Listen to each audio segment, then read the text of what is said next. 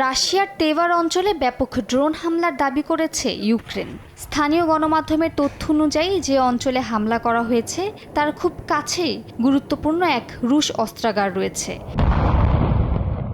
সামাজিক যোগাযোগ মাধ্যমের কিছু ভিডিওতে দেখা যায় বিশাল আগুনের গোলা রাতের আকাশ ঢেকে ফেলেছে।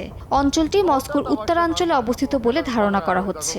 অন্যদিকে ইউক্রেনের উত্তর পূর্বাঞ্চলের শহর সুমিতে অবস্থিত বিদ্যুৎ কেন্দ্রে ক্ষেপণাস্ত্র হামলা করেছে রাশিয়া। বিদ্যুৎ কেন্দ্রটিতে রাশিয়া অন্তত 4টি ক্ষেপণাস্ত্র নিক্ষেপ করেছে বলে জানা যায়। এই ঘটনায় প্রায় 3 লাখ মানুষ বিদ্যুৎ বিচ্ছিন্ন অবস্থায় আছে। রুশ গণমাধ্যম অনুযায়ী ইউক্রেনের পূর্ব দোনেস্ক অঞ্চলের একটি শহর দখল করে নিয়েছে পুতিন বাহিনী।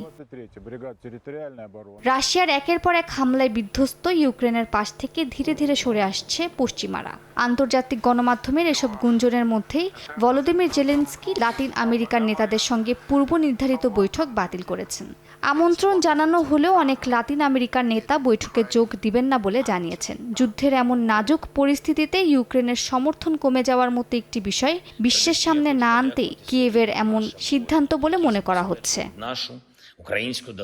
এর মধ্যেই রাশিয়ার সঙ্গে সম্পর্ক আরও ভালো করতে চায় ইরান। আন্তর্জাতিক নিষেধাজ্ঞার চাপ মোকাবেলায় মস্কোর পাশেই থাকবে তেহরান। রাশিয়ার শীর্ষ নিরাপত্তা কর্মকর্তার সঙ্গে বৈঠকের পর কথা জানান ইরানের প্রেসিডেন্ট মাসুদ পেজেশকিয়ান। মালিহা সুহরাওয়ার্দী, সময় সংবাদ।